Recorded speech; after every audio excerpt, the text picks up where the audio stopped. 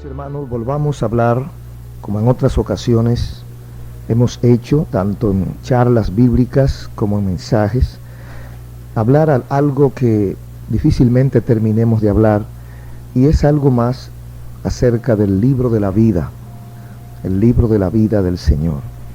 Otro libro, dice Apocalipsis 20, 12 al 15, otro libro fue abierto, el cual es el de la vida.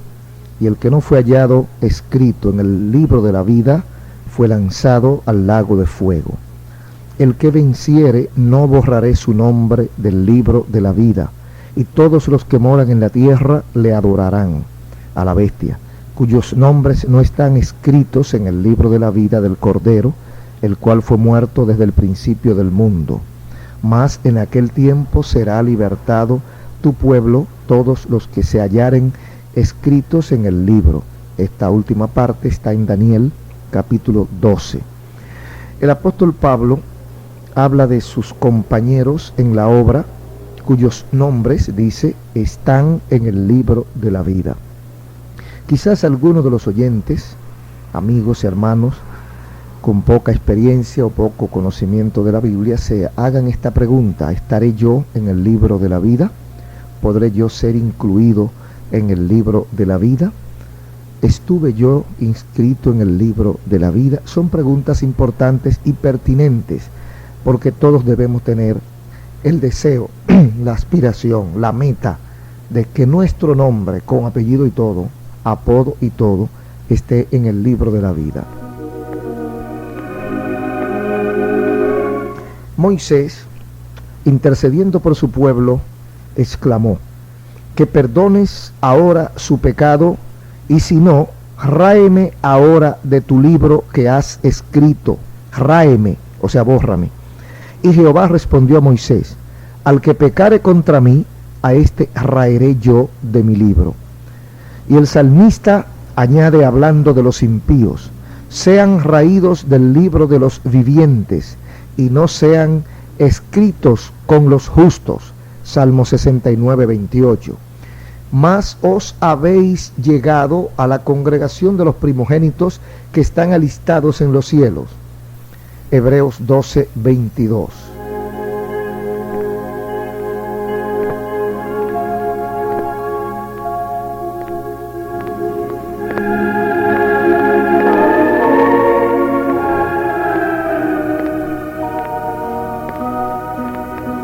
Y finalmente el Señor Jesucristo declara: mas no os gocéis de esto, que los espíritus se os sujeten, antes gozaos de que vuestros nombres están escritos en los cielos. Lucas capítulo 10, versículo 20. Los discípulos, en esta porción o este fragmento de un incidente o de una de las travesías de Jesús, los discípulos están contentos porque los enfermos se sanan, están contentos los discípulos porque reprenden los demonios y los demonios se van, y se nota que hay una unción, que hay un poder. Entonces el Señor subraya la importancia primera, o lo más importante, no es que los espíritus se os sujeten. Lo importante no es que los enfermos se sanen. Lo importante es, y por lo cual ustedes deben gozarse, es que sus nombres, los de ustedes, estén escritos en los cielos. Esto es muy importante, amigos y hermanos, porque a veces nosotros como que tenemos una disfunción o perdemos de vista lo más importante. A veces como que pensamos que importante es que nosotros tengamos tal vez un gran ministerio, o podamos realizar una gran obra para la gloria de Dios. Eso es importante. Que podamos ser líderes, eso es importante. Que podamos llevar a cabo una obra importante en la obra del Señor, esto es trascendente. Pero para Jesús, fíjese, no para nosotros, para Jesús, lo más importante para Jesús es que nosotros podamos decir: mi nombre está escrito en los cielos.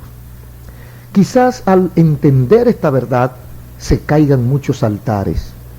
Quizás muchas personas digan: pero yo creí otra cosa. Y entonces nosotros acudimos donde una persona porque vemos que hay mucho fuego, porque vemos muchas cosas positivas que son derivados, porque ese es el problema. A veces nos enredamos con los derivados, y el Señor no quiere derivados. Nosotros debemos entender que lo importante no es, aunque también es importante, pero lo más importante no es que los espíritus se nos sujeten. Lo más importante es que nuestro nombre esté en arriba, escrito en los cielos. Esto está en el Evangelio según San Lucas, capítulo 10 y versículo 20.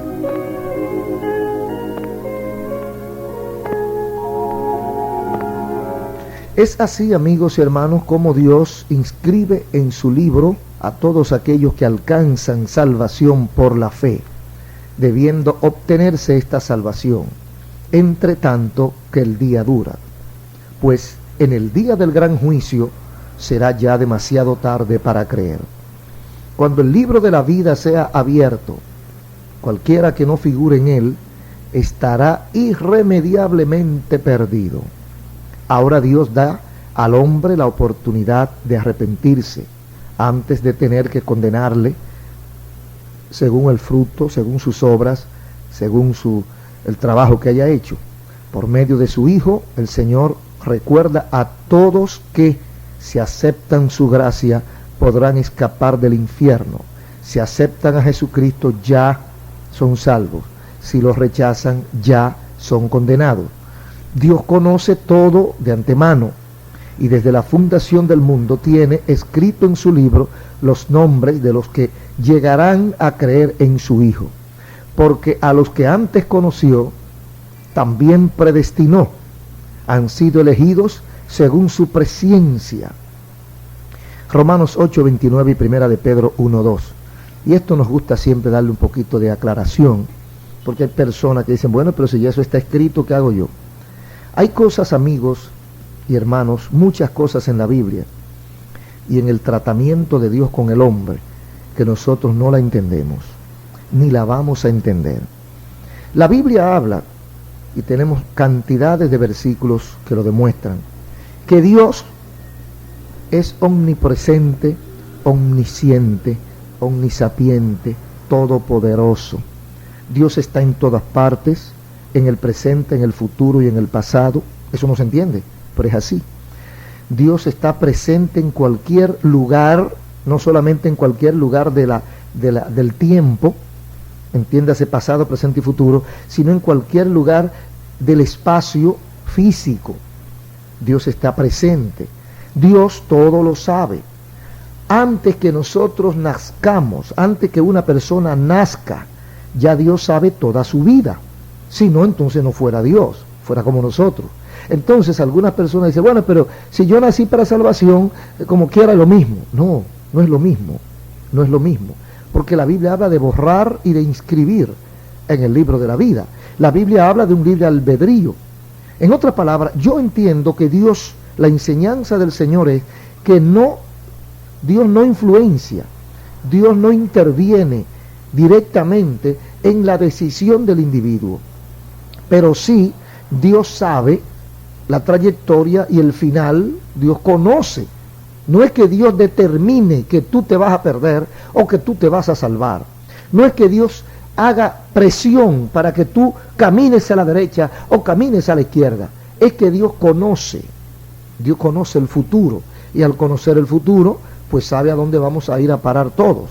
Eso es lo que nosotros entendemos, que dice que Dios conoció desde antes.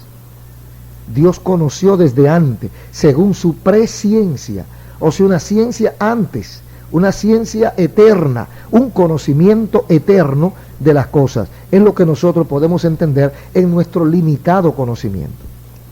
No comprendemos la insensatez de los hombres al rehusar el único medio de salvación, puesto tan simplemente a su alcance, que es Jesucristo. Y esto va con lo antes dicho. Cristo vino a salvar al mundo. Y dice San Juan 3:16, porque de tal manera Dios amó al mundo, que ha dado a su Hijo, para que todo aquel que en él cree no se pierda.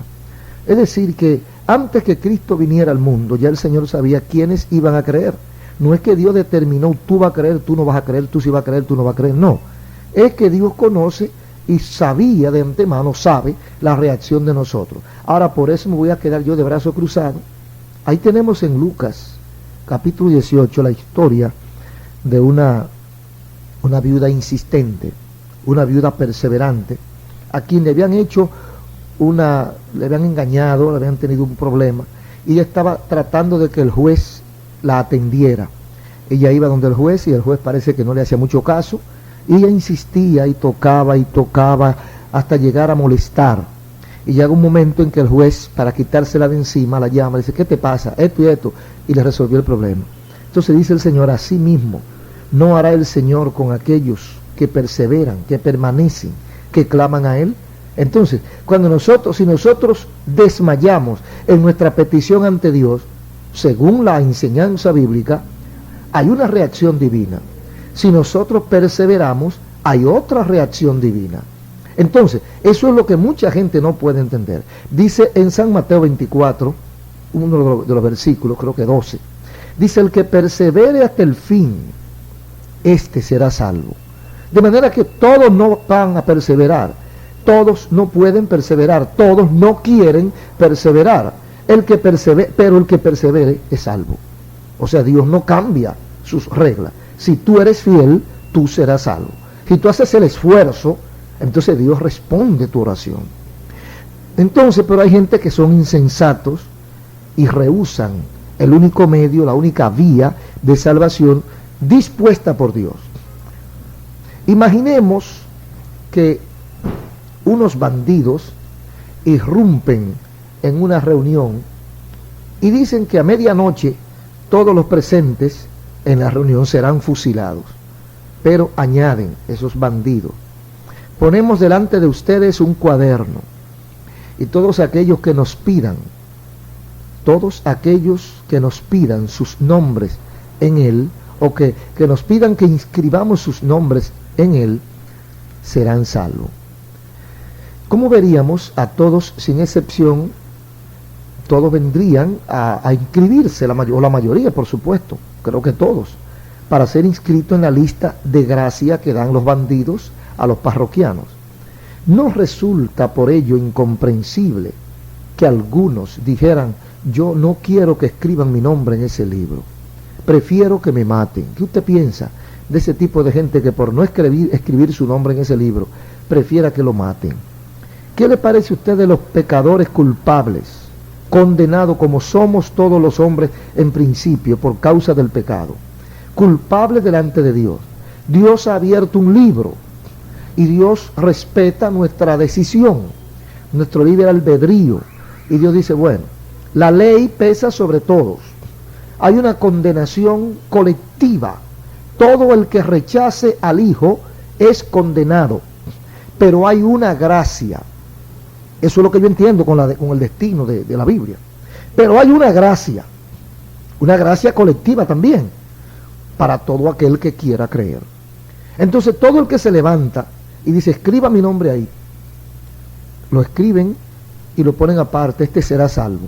Entonces se cambia, entonces se escribe su nombre en el libro de la vida, y ese individuo es salvo. ¿Quién determinó su salvación en ese instante? La decisión que tomó. La decisión de él, de que escriban, o sea, se humilló, reconoció y creyó en este mensaje, y entonces fue salvo. Eso se puede trasladar perfectamente a lo espiritual. Hay una puerta abierta, hay una condenación, hay un destino común. Todo el que rechace a Cristo es perdido. Ese es el destino común. Esa es la predestinación común. Ese es el juicio. Esa es la responsabilidad. Ahí donde es lo que nos toca por nuestra culpabilidad. Ahora hay un libro abierto. Todo aquel que quiera que escriban su nombre en este libro será borrado del libro de muerte y será inscrito en el libro de vida y será salvo. Hay muchos que creen el mensaje y dicen, yo quiero que pongan mi nombre en el libro de la vida. Hay otros que dicen, hombre, no, eso es un cuento, es un disparate, como voy yo a ponerme de mojiganga, que escriba mi nombre ahí. No, yo sigo aquí, y se pierde. Esos son necios, imprudentes, insensatos, rebeldes, orgullosos. En el día del gran juicio, será demasiado tarde para que la gente pueda hacer decisiones. Escríbeme en el libro o no me escriba. Pero es rigurosamente cierto que ninguno de los que ya hayan sido apuntados tendrán que comparecer ante el gran juez. Después del arrebatamiento de la iglesia, el Señor examinará el servicio de los creyentes para conocer la recompensa que les será dada a cada uno de ellos. Sin embargo, la cuestión de su salvación ya está canalizada, ya está zanjada, y no vendrá a condenación, mas pasó de muerte a vida, porque ahora ninguna condenación hay para los que están en Cristo Jesús. San Juan capítulo 5, versículo 24 y Romanos 8:1. Ante el gran trono blanco, cada uno será juzgado según sus obras. Y es evidente que sobre esta base ninguna persona podrá escapar. Pero ¿estará ausente la iglesia en este último juicio? Ciertamente que no, porque será preciso que todos los humanos se hallen presentes ante el tribunal que va a juzgar al mundo, los unos para ser glorificados juntamente con su Salvador y los otros para ser condenados por el juez de tan importante tribunal. Al principio del milenio, los jueces serán sentados en sus respectivos tronos al lado de Jesucristo. Y nos es permitido pensar que al final, cuando la hora del último ajuste de cuenta haya llegado, los santos participaremos con el Señor en el juicio del mundo e incluso en el juicio de los ángeles. Eso es lo que entendemos en 1 Corintios capítulo 6 y versículo 2 al 3. Amigos y hermanos, el fin viene, como dice el profeta Ezequiel, el fin viene sobre los 4 cantones o las 4 esquinas, las 4 columnas de la tierra. ¿Cuál es la preparación? ¿Qué ha pensado usted de la suerte de su alma, de su eternidad? ¿Dónde irá usted? No me gusta el término ¿dónde pasará la eternidad? Porque la eternidad no pasa. La eternidad es eso, eternidad. Pero ¿a dónde iremos nosotros al final de la jornada? ¿A dónde irá nuestra alma? Está nuestro nombre escrito en el libro de los inmortales espiritualmente, no de los inmortales según los hombres, que es un librito que la gente tiene aquí, donde inscribe a la gloria, a las glorias, a las estrellas del deporte, del arte, de algunas disciplinas, y le llaman inmortales, los inmortales. No, nosotros hablamos de otro tipo de inmortalidad.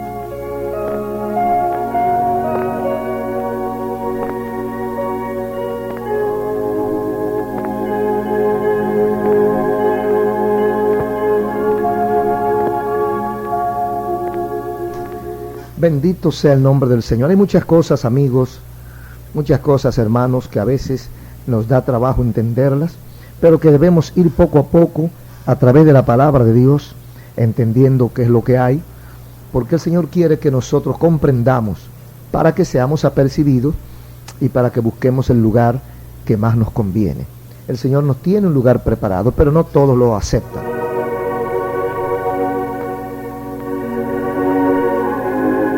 Por ejemplo, queremos ya en la parte final hablar un poquito acerca del fin de la muerte y del lugar de los muertos. Cuando dice Apocalipsis, esto va después de los versículos que hemos comentado ya, en Apocalipsis 20, versículo 13, la muerte y el infierno dieron los muertos que estaban en ellos, y el infierno y la muerte fueron lanzados en el lago de fuego. Esta es la muerte segunda. Se fija que eso como que aterroriza, como que es lóbrego, como que es oscuro. Entonces, la muerte, la primera muerte es la muerte física, la muerte del cuerpo, por la cual abandonamos este mundo. La segunda muerte es la que precipitará a los pecadores en el otro mundo.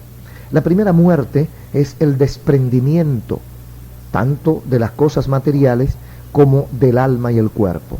Cuando el alma, la parte inmaterial, cuando yo, porque yo estoy hablando en este cuerpo, estoy usando la boca que me provee este cuerpo, pero yo no soy este cuerpo, yo soy yo, y este cuerpo irá a la tierra, este cuerpo muere, este cuerpo cuando el alma sale, es como cuando usted desconecta la nevera, el freezer que está helado, y que ese freezer conserva las carnes y conserva los productos que hay.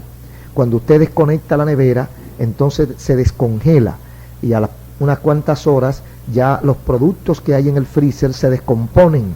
Entonces sale un mal olor de la nevera, una putrefacción, porque empieza un proceso de descomposición. Cuando el alma, que es la que le da vida al cuerpo, cuando el alma se sale del cuerpo, entonces el cuerpo que estaba caliente empieza a ponerse frío, se empieza a endurecer y el cuerpo pierde su vitalidad, pierde su elasticidad, el cuerpo entonces comienza a descomponerse. Cuando nosotros dejamos el cuerpo, entonces el cuerpo muere. Eso es la muerte, la primera muerte, es la muerte física. Cuando perdemos el contacto del alma y el cuerpo, automáticamente el cuerpo tampoco le sirve de contacto al mundo porque ya no tiene razón para vivir. El alma soy yo, y entonces yo uso el cuerpo es mi instrumento. El cuerpo me provee de manos, de tacto, de oído, de ojos, de gusto y una serie de cosas para yo entrar en contacto y disfrutar el mundo. Pero cuando el alma sale, cuando yo salgo, se produce la primera muerte, la muerte física. Abandonamos este mundo. Esa es la primera muerte. La segunda muerte es la que precipita a mí o al alma al otro mundo, al mundo de tormento, y es la que divide al alma, al yo de Dios. Esa es la segunda muerte.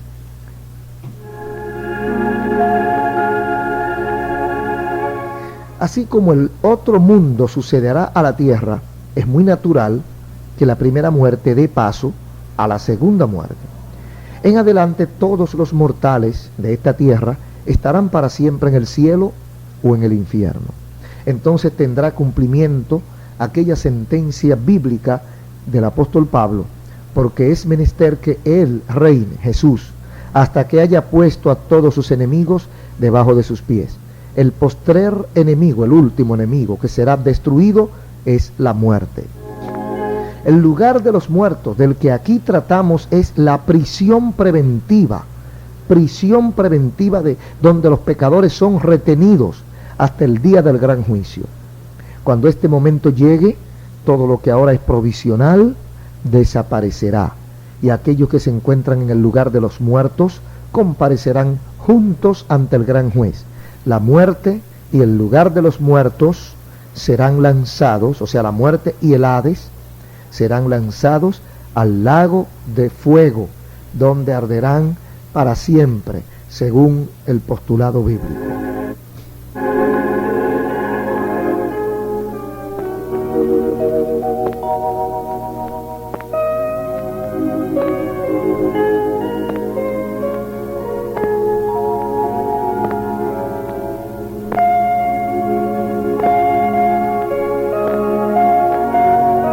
La palabra del Señor, amigos y hermanos, es muy clara. Hay mucha gente que le da trabajo entenderla porque no han tenido la oportunidad de escudriñarla y de encontrar quien le ayude a entenderla, como fue el caso allá en los Hechos del etíope, donde se encontró con Felipe. El etíope era una persona que le gustaba leer el pergamino, porque no había Biblia, lo que había era un pergamino en ese tiempo. El pergamino de los escritos sagrados era el Antiguo Testamento, y él leía y releía y leía y releía la palabra de Dios, pero parece que no la entendía. Entonces él iba caminando en su carruaje y leyendo. El Espíritu Santo movilizó a Felipe, que aunque no era un intelectual, aunque no era un teólogo, aunque no era una eminencia, pero por lo menos había entendido, había digerido, había asimilado el ABC de la Biblia. El ABC de la Biblia es conocer el camino de la salvación y andar en él. Entonces, como Felipe había entendido y había recibido, entonces el Espíritu Santo lo moviliza. Le dice, mira, sal corriendo por esta dirección y llega por acá, para que tú encuentres a un hombre y le explique el camino de la salvación. Efectivamente, se encontró con él y le preguntó, ¿entiendes lo que lees? Y el etíope le dice, no, nadie me ha explicado. Entonces Felipe, el apóstol Felipe, el discípulo del Señor, lo poco que él había entendido durante su caminata con Jesús, fue y se lo comunicó al etíope. Entonces el etíope entregó su corazón al Señor. Eso era lo que le hacía falta al etíope para entregar su vida a Cristo. Así hay muchos etíopes que quizás nos estén escuchando. Quizás el Espíritu Santo ha utilizado este breve momento, este breve encuentro radial, para que usted entienda cosas que quizás no había entendido y que piense en cosas que quizás usted no había querido pensar o no había tenido la oportunidad de pensar.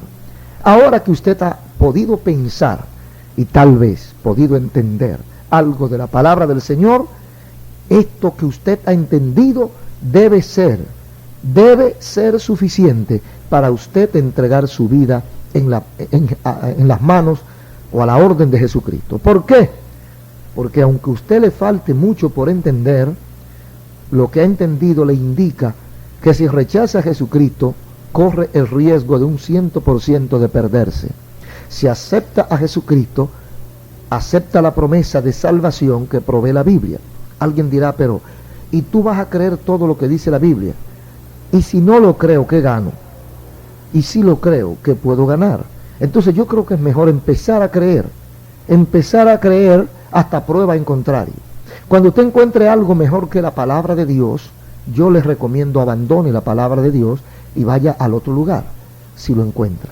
Pero mientras usted no encuentre algo superior, crea en Jesucristo, siga a Jesucristo, ame a Jesucristo, busque a Jesucristo, porque amigos y hermanos, la experiencia de millones de personas, vivos y muertos, la experiencia de millones de personas, oiga bien, vivos y muertos, es de que fuera de Jesucristo, no hay salvación. Y millones han muerto creyendo en Jesucristo, y millones vivimos creyendo en Jesucristo para caminar con Jesucristo.